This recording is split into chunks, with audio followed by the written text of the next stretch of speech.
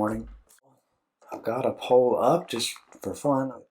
Clearly, there's vast agreement that cyan is in fact the worst color. So you guys have good taste. So you should see the slide with BigDecimal. And this is chapter 15. We're continuing chapter 15, which we started Tuesday, and we will continue to make progress in today. It is a large chapter.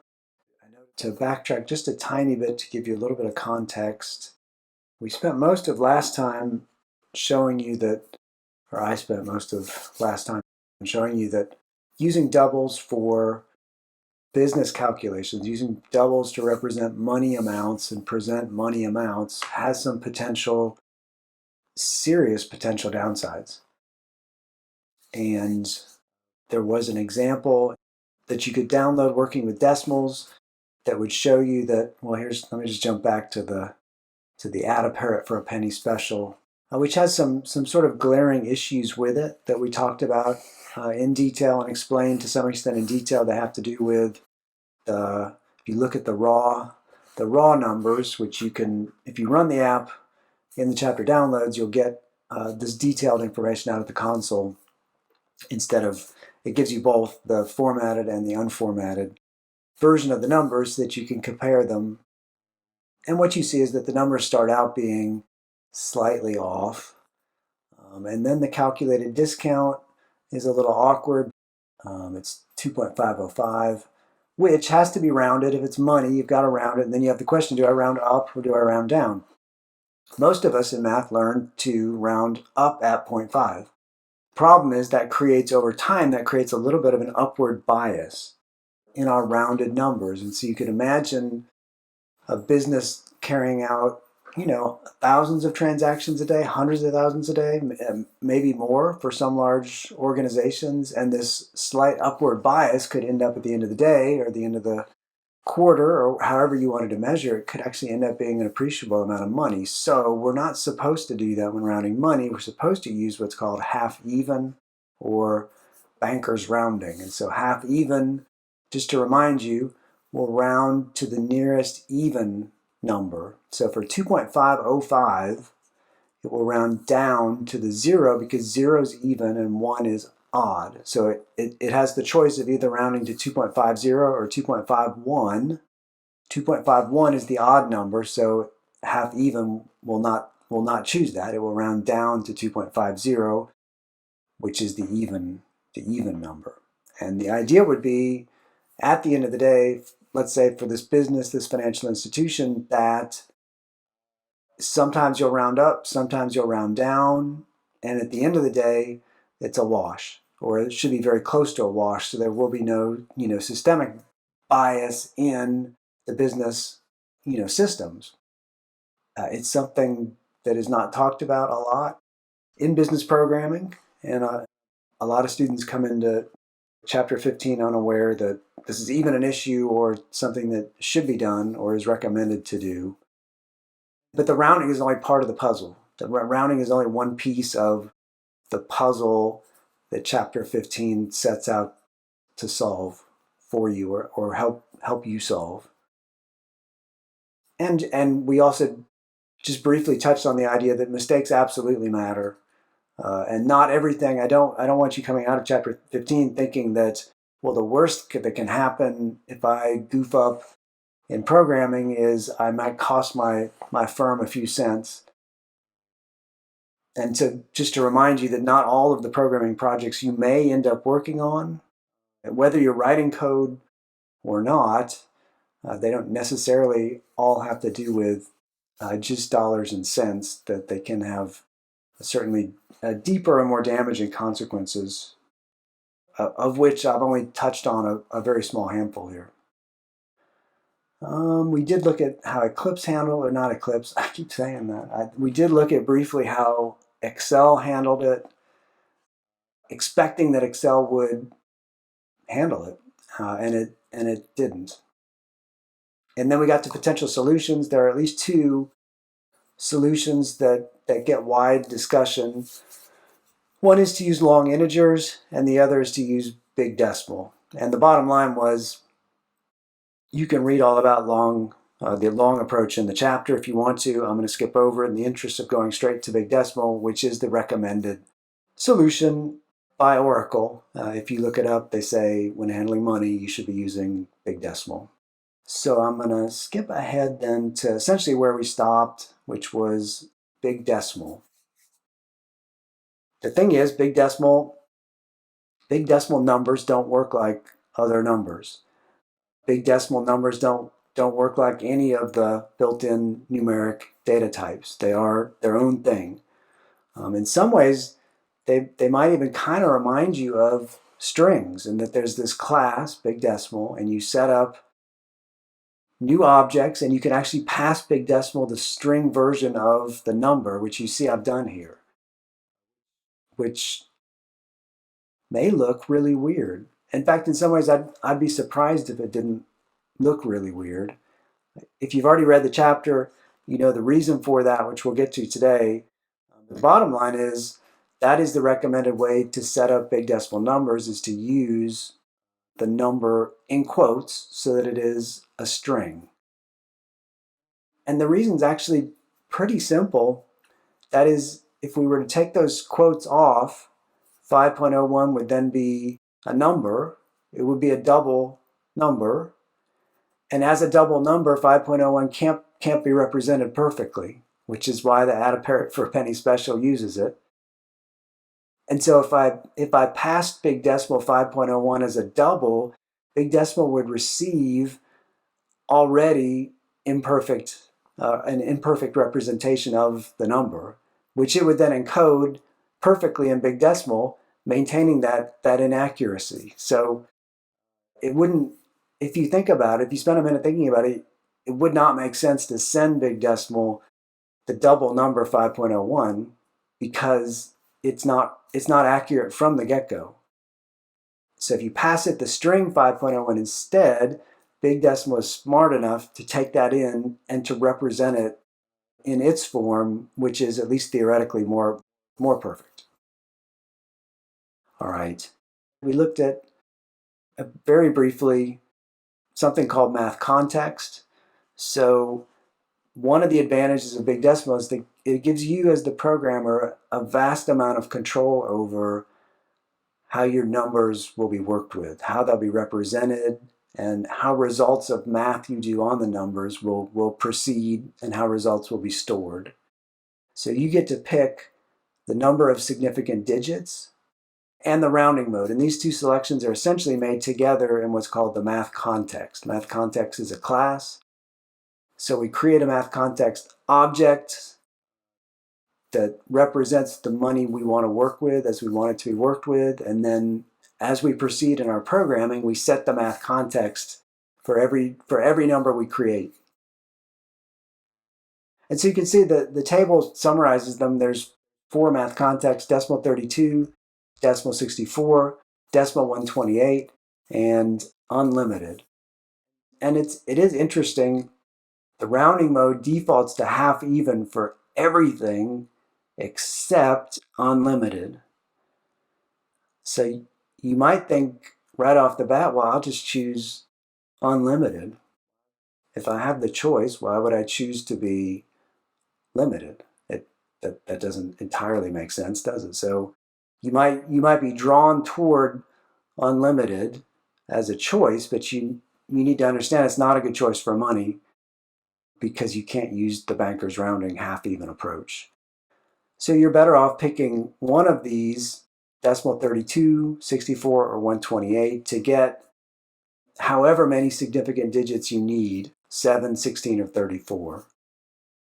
And I'll give you examples to some extent of setting each of these, but it just kind of depends on the system that you're building. Is it for a small pizzeria restaurant in which most of the money actually doesn't make it to the firm because the pirates embezzle it, in which case maybe decimal 32 is more than good enough? Or is it a large financial firm that's dealing with potentially quite large numbers, lots of them, in which case decimal 128 would probably be the choice? And the consequences, again, just like any data type selection, is how much memory does each number take up when working with it, And then you have to think about, well, okay, well then how many numbers am I going to be working with, over the course of a day or at the same time, so that I have to worry about, how my RAM is going to be consumed.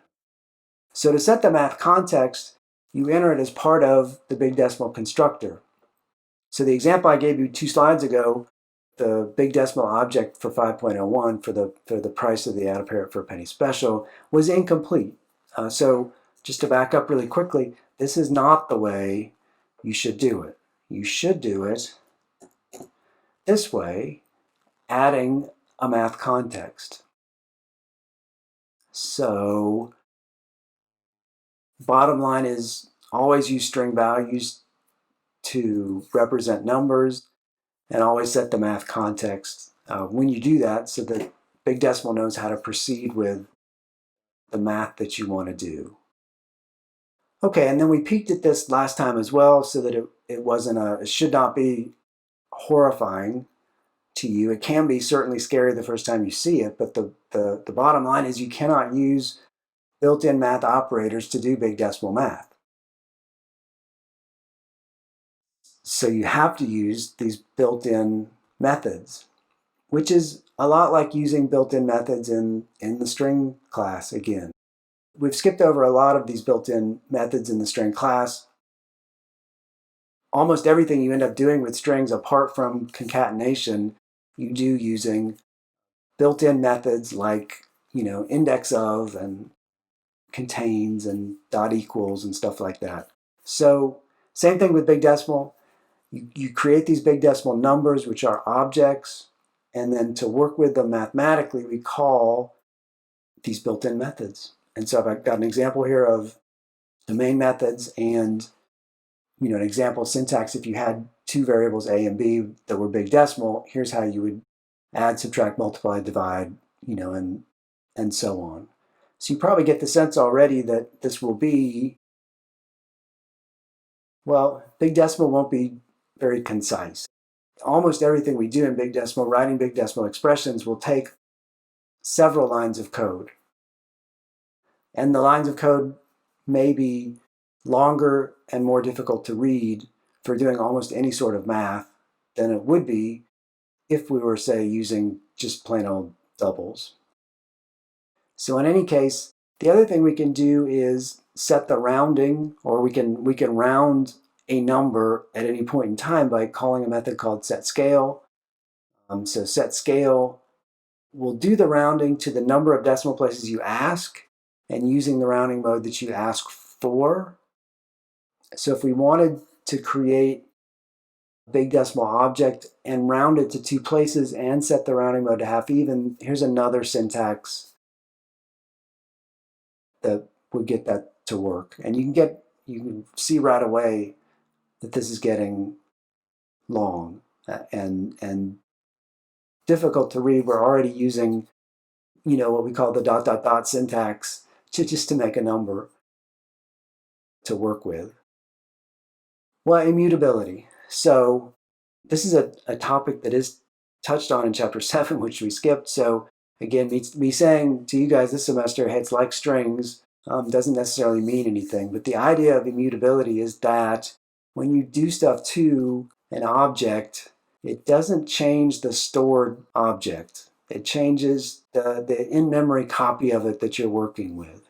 So immutable just means does not change. So an example in string that I think we did talk about was using the trim method. And we said, when a user types in, say, something into a text field that you've presented to them, or an input dialog, that you probably want to take the extra step of trimming that. Trim will take away blank or non-printing characters from the beginning and the end.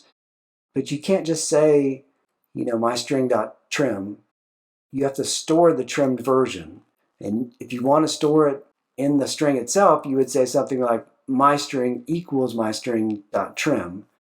That's how you handle immutability, is that you do something with the resulting changed, it's not a variable, but it's an object. And the examples in BigDecimal are the same. If we call setScale on a BigDecimal object, it will change that BigDecimal object in in memory, but not save the permanently stored version of it. So if you want to set the scale on a big decimal number, you need to assign the result of the set scale operation to a big decimal variable. It can be the same big decimal variable, that's fine. Just like with strings, we could say price equals price.setScale. That would store the rounded version. But one of the first choices is, well, do I want to do that? Maybe I want to present a rounded interim result to a user, but I don't want to store that rounded version. Maybe I want to hold on to that version with more decimal places. So if that's the case, you can still call setScale and use it and just not store the result. You can use immutability to your advantage then by not storing the result back into the variable that you're working on. Okay, as an example, we'll start out with just a simple calculation. Let's say we want to add tax to the bill, the restaurant bill. So it's still the add a parrot for a penny special. It's $5.01, represented as big decimal and stored in this price variable. So I'm carrying forward with an example that assumes that we have set up the price variable as a big decimal object. Its value is 501, and it's had the MathContext set, so we're good to do math on it. So if I wanted, say, to multiply price by a tax rate, the argument that all of the big decimal methods take is another big decimal object. So I can't just pass it 0.08125, which throws people. You know, it kind of makes sense that maybe you'd say, I'm looking at this first line of code, maybe you'd say price.multiply, and then you just say in quotes 1.0825, but that won't work. You have to pass multiply a big decimal object. So I've created it in line here, when in fact, if I was actually coding it, I would probably set up the tax rate as a separately stored big decimal object with a math context so that I could use it in future tax-related calculations. But to save space here, I'm just doing it as an inline example. And it also to show you just, it is kind of complex even to do some basic multiplication. So if we executed that, it would say the bill amount was 5.423325. Now we need to set the scale on that. We need to enforce the rounding and confirm the rounding mode we want to use. So if we say bill.setScale to rounding mode half even, what we'll see at the console is 5.42. That happens to be an example where the rounding mode doesn't matter.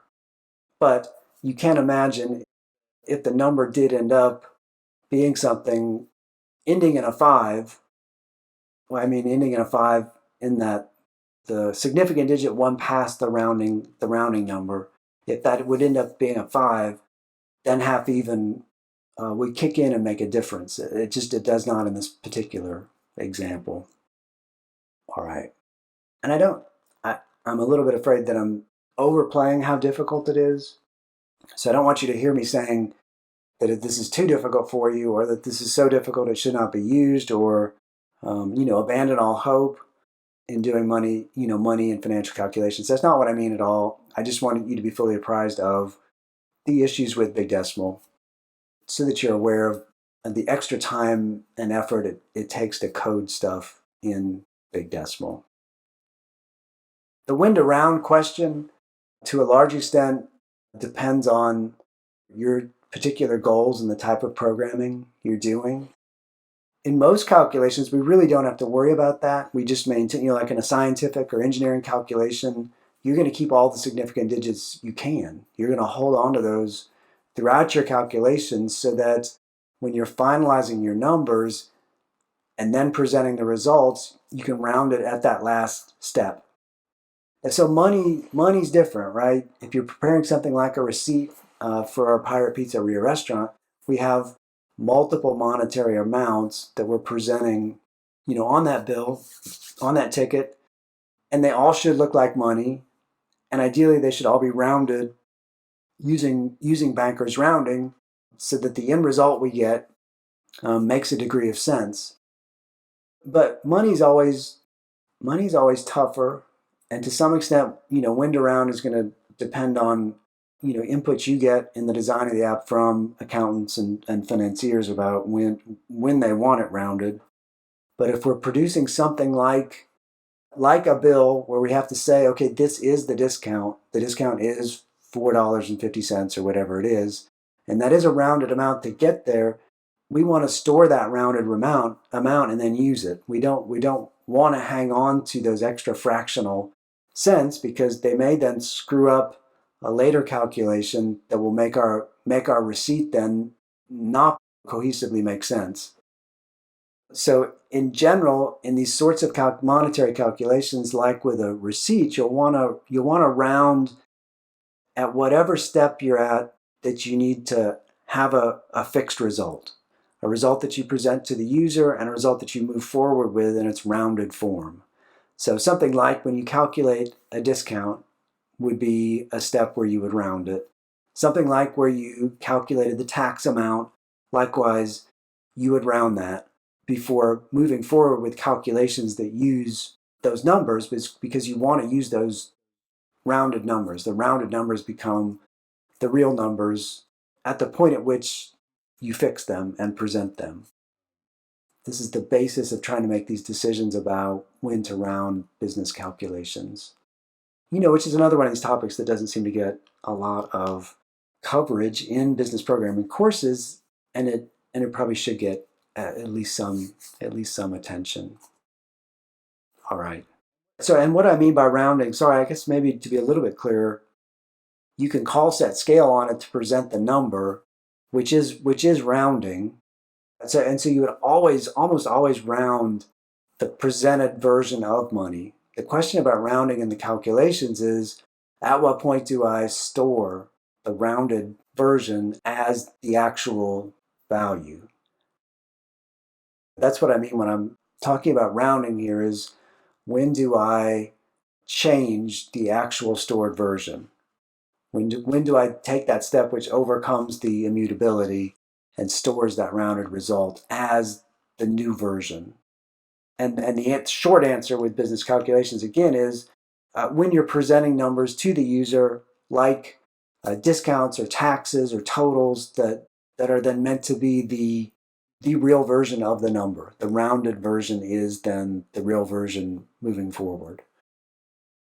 Okay, so we want to look at this restaurant check again, because it's given us some trouble using doubles. And if you've read the book, or you do read the book, it also gives us trouble if we use longs.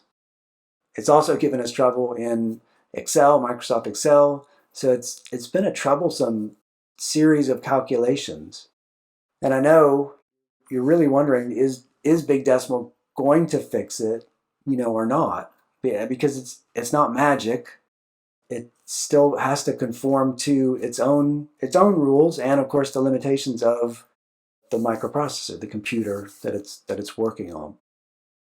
I do have this example in the download. So this is working with BigDecimal. Let's switch over to Eclipse. So I did this right before class today, actually. I set up a project, an Eclipse project for chapter 15, and then I copied everything in the download into it. Let me see if I can find that really quickly. There it is. So inside that J4B download, you get a chapter 15 money and calculations, which has these 9 items. Starting with WorkingWithDouble, this is the code that we've talked about, and the result down here at the bottom that we've been looking at, although in the keynote I broke everything apart in terms of, here's the formatted version, here's the unformatted version. And the version of WorkingWithDouble that you run, what you get is the actual double results followed by the formatted version. And this is using number format, and number format does use BigDecimal. So this is stuff we've already talked about, but it shows you how we get to 250 say as the discount, what the number is that was rounded, and why it goes down to 250 instead of up to 251, and so on. Okay, so BigDecimal, let's run it. So BigDecimal, you'll notice a couple things. First is the actual number results, I've set the scale on to 2, so they should match the formatted results. In fact, in this case, the only difference of the formatted version of the output is the $sign. And if we look at the numbers, we get 2.2505 as the amount. That is 5 add a pair for penny specials, which are $5.01 each. So 5 times 5.01 minus a 10% discount plus a 20% gratuity. For simplicity, in these examples, I've skipped tax, but I have a separate version in the download that works tax in as well. So my tabs aren't lined up perfectly here, I'm sorry, but what we get is the $250 discount, $25.05 is the price, $22.54, which is interesting because that really should be $22.55. I'm going to need to double check. Is that what it is in the keynote? No, the keynote's got it. The total is good. The three-way split is good. Sorry, this $22.54 is the one I'm looking at. Ideally, $25.05 minus $250 should be $22.55, not $22.54. The actual, let me zoom in there. So this is the core of the calculations though. So the price I set up as a string 501, and then I create the big decimal price. I set up the number of persons as 5 persons or 5 diners. I do the multiplication. Yeah, this initial version doesn't set the math context, which is probably why it's off. I apply the discount using an inline version of the syntax, and then I do the subtraction. This method output, I created this method so that all of these calculations would fit on one screen, even zoomed in. Because every time I outputted the values, I do this rounding if I call for it, and then I do this output down here, which needs a little bit of work on the tabs. So there's at least 2 lines of code every time I want to output anything, and I'm outputting it, you can see 6 times, so that would add 12 lines of code to this and make it way harder to read. But I don't want you looking at this and thinking, oh, output something that's available in BigDecimal. It's not. It's just a method that I wrote. All right, let's switch back to the keynote. Okay, so restaurant check take 2. The first column of numbers, what I refer to as the second column in the output, the first column being the labels. The second column is what's called the plain text version of the big decimal number. And plain text just presents it as a normal number that you would expect, but do note that it displays 2.50 correctly. It doesn't display it as 2.5 like a double version would.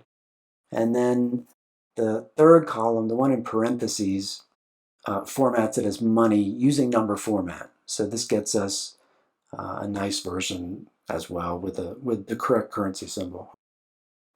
This is simply the code we just read over in Eclipse, but I did it in Eclipse so that I could zoom in and it was colorized.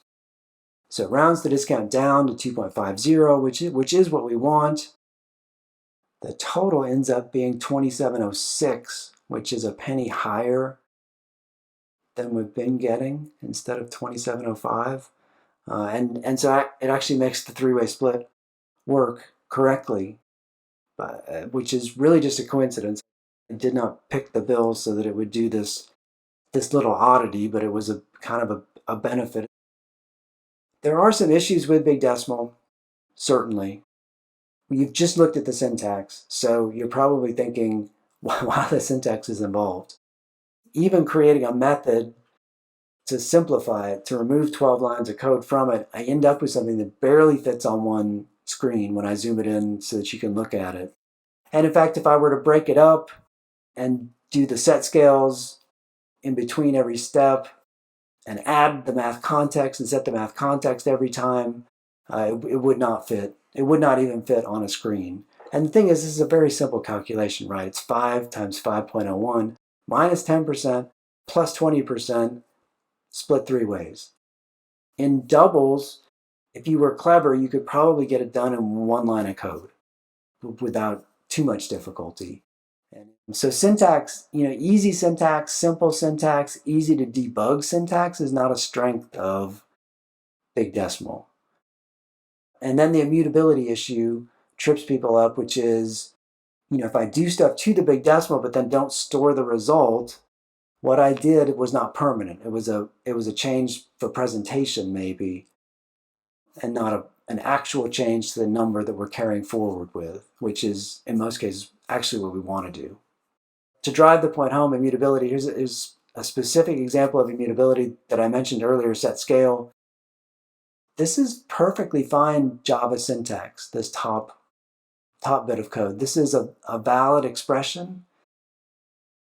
It takes, for instance, a variable called subtotal and rounds it to 2 decimal places using half-even rounding. This is what we would use, for instance, if we're presenting something maybe in a screen report or a printed report and we wanted it rounded in big decimal. It does, however, not save the rounded version because subtotal as a big decimal object is immutable. That means this operation doesn't change it. If I want to actually change subtotal, I have to take the next step, which is to assign the result of that expression into a variable.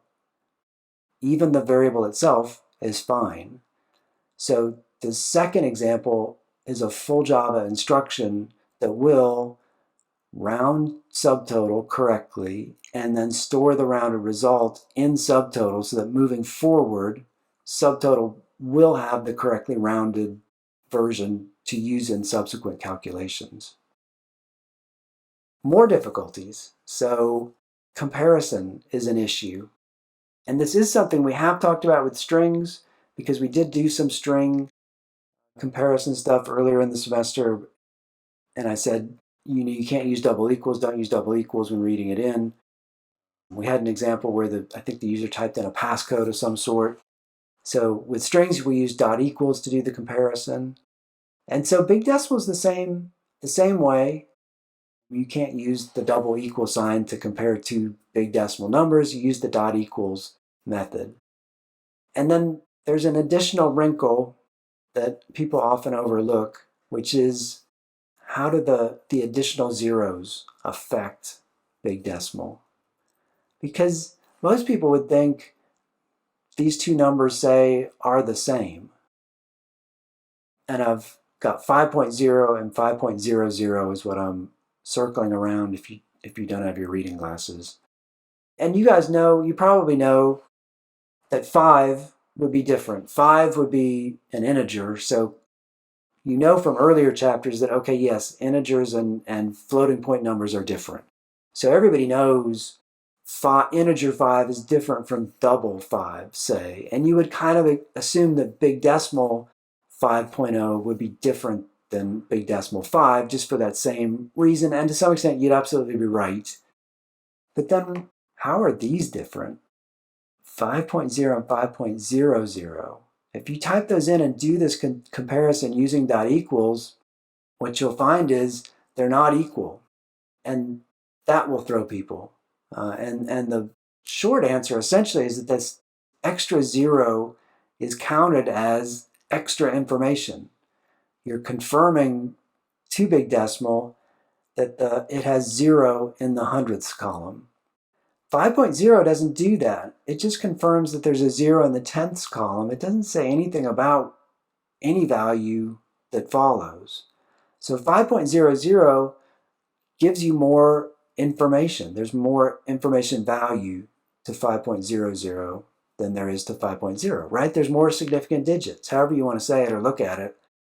5.00 is fundamentally different. If you want to do comparisons then for business calculations where this difference probably does not make sense, doesn't play a role, $5 is $5, for example, then you can use the compare to method. So this trips people up quite a bit in terms of working with money, big decimal money. All right, so we're talking about some of the difficulties, and we've had two pretty big difficulties, right? The syntax is awful, might be an exaggeration, but it's certainly on that end of the spectrum. And doing comparisons is tricky because Numbers do not work like we're used to, at least for money calculations. Okay, and then exceptions. So here's one of the big ones. When working with doubles, Java will come up with results that are, well, we already know this. We've talked about it. It's kind of the topic of the chapter. The double results aren't right.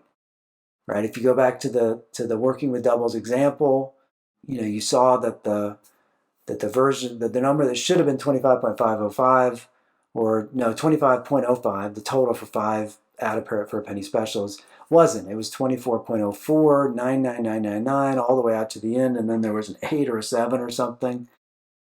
And double's okay with that. Double just keeps plowing through, because in the end, 25.0499999997 or whatever it was is more than close enough for what we're doing. BigDecimal, though, is going to throw a fit. If a calculation in BigDecimal results in a number that you cannot clearly represent as a non-repeating binary number, then it's going to throw what's called an arithmetic expression, which I've got on screen here. So it'll show up looking something like this. It'll say exception, Java lang, arithmetic exception. And then you can't entirely read that, but it's non-terminating decimal expansion, which is almost what I said. No exact representable decimal result. And then, like all exceptions, it will give you the line numbers that are relevant for you to look at. And it is almost always associated with doing a division. And so the example I've got here is 1 divided by 3, which we know, doesn't have an exact, non-terminating numeric result. It's 0.333 and a bunch of 3's. So when we do A divided by B, if you just type these 3 lines of code in or pasted them into an app and ran them, you would get this arithmetic expression. And your app will stop at that point. It will not continue doing calculations. So although we might look at it as programmers and say, well, it's just an exception, we'll deal with it. On the user end, if it's shipped out in terms of code that they were running, they're going to call this a crash. All right, difficulty number 4 is speed. And we did touch on this a little bit last time. And I think I left some of that discussion in the video version as well. So the thing I would add is there are financial calculations that require you running loops to do a time series kind of analysis of some sort. And so you start thinking, well, wait a minute, that could have a lot of loops. If it takes a little bit longer each time to do the calculation, and I'm looping 1,000 times or whatever the case may be, then maybe that little amount does add up to something that's a bit of a delay. It's hard to know. It's just something to be aware of. All right, I want to show you this next app. And in the chapter, the purpose of the app is to show you the impact of rounding, the rounding technique that you use, and just to try to show you whether or not it actually makes a difference. The second reason I have the app is that it shows you the JTable. So you guys have learned how to create simple reports using JText areas, scrolling JText areas, but sometimes they're tough. We ran into that today, and that my results weren't really nicely tabbed over. But the bottom line is, if you want to produce output that is tabular, you probably want to present it in a table. Trying to use tabs to line stuff up is kind of hit and miss, and as the numbers change, as user input changes, rounding changes, then trying to do something with manual tabs gets harder and harder to create something that looks perfect. And at that point, you probably want to switch over to a JTable. So this is an example of the Java JTable and how to use it. As a note, before we get to the example, I do have an example where I create random money amounts, which then is a difficulty. The random class that we've leaned on this semester to do lots of stuff doesn't have a next BigDecimal method. Right? If we want a random double number, we could say next random. If we want a random integer, we can say next int, and so on, and get it, but there is no next big decimal method. Ideally, if we were creating a random big decimal number, you wouldn't want to pass it a random double to kick it off, because again, the random double has the weaknesses of double precision numbers that we've gone on and on, or I feel like I've gone on and on and on about. So ideally, if you wanted to create a random big decimal that was perfectly represented, you'd want to pass it a string, but it's harder to do than you might think. So the technique I use, and this may be overkill, but I create a string by using string concatenation and grabbing integers from the random class, the random number generator.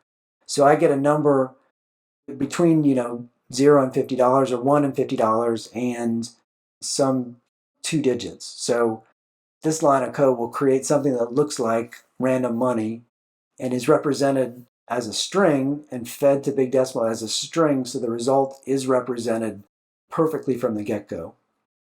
Is that a huge deal if we're already just doing stuff with random numbers as a simplification? I don't know. I don't know if it's worth the effort, but I wanted to point it out. All right, this is a screenshot of the rounding playground. It's meant to simulate the subtotal for your restaurant check. So this first column is all big decimal numbers, and this is 4 patrons that came into the Pirate Pizzeria and placed their orders. This was the subtotal.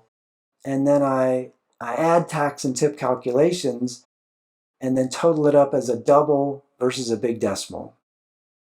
And I try to do the double version, using number format to use half-even rounding.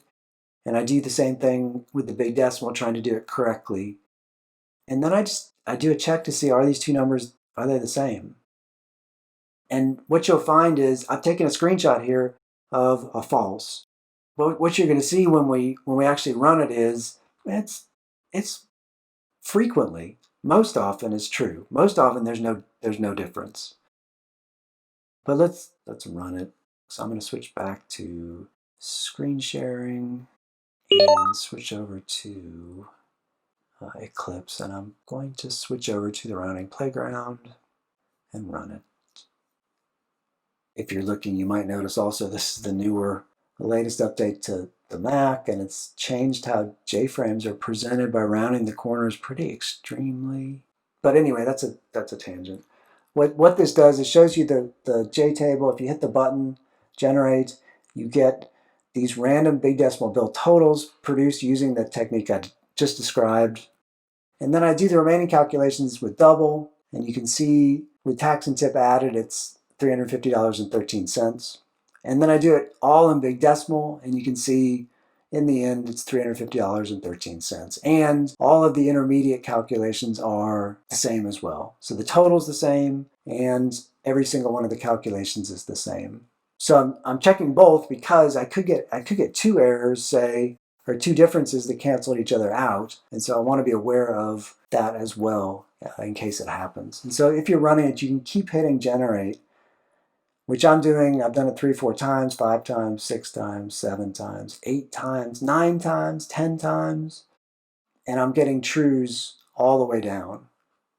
If you do it long enough, you will get, there we go. So I think that was the 12th press. I do get a false. So for some reason, the subtotal, the bill at our restaurant of $50.20 causes a discrepancy between the double precision math and the big decimal math of a penny. So it's not a huge deal. And I can also use bankers rounding on the doubles. If I turn that on, you would expect maybe to see, I had a false right there. You would expect maybe to see less falses, but at least as of right now, I've generated 2 falses within about 10 clicks. So you couldn't necessarily say, well, I'm just going to use doubles, but I'm going to be really careful. I'm going to use bankers rounding at every step. You still have the issues of the decimal numbers not being exactly correct that can screw results up. in this case, it's this restaurant bill of $27.80 causes a penny discrepancy between the two.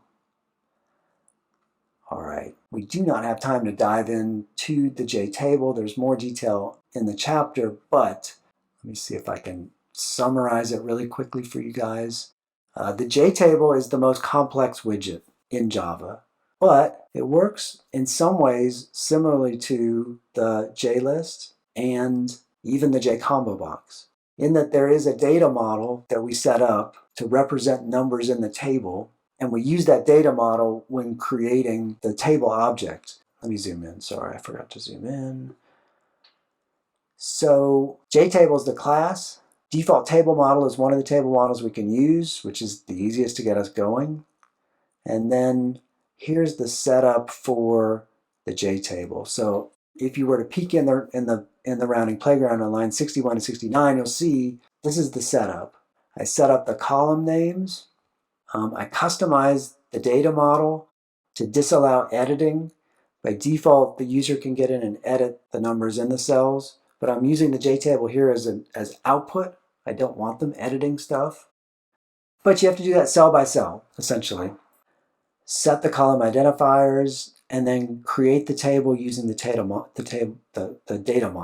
table, the table data model. There's other stuff we can do to make it prettier, which I do in here. And I show you also the syntax for aligning columns left or right. Also more difficult than it should be. That takes 3 lines of code to right align certain columns. And that's 3 lines of code using some ... syntax to make it short.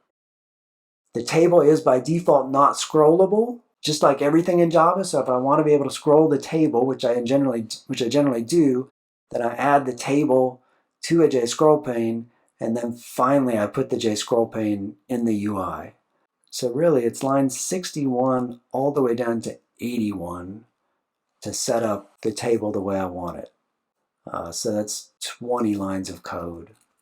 And yes, I'm doing some stuff I don't need to do to make it prettier and to change the formatting to be the way I want it. But in most cases, if you're going to go to the effort of using the JTable, if the formatting of your output is important enough to you that you've made the decision, I'm going to use the JTable, then you're also probably going to want to make these sorts of decisions about how the table appears to make it look like you actually want it to appear.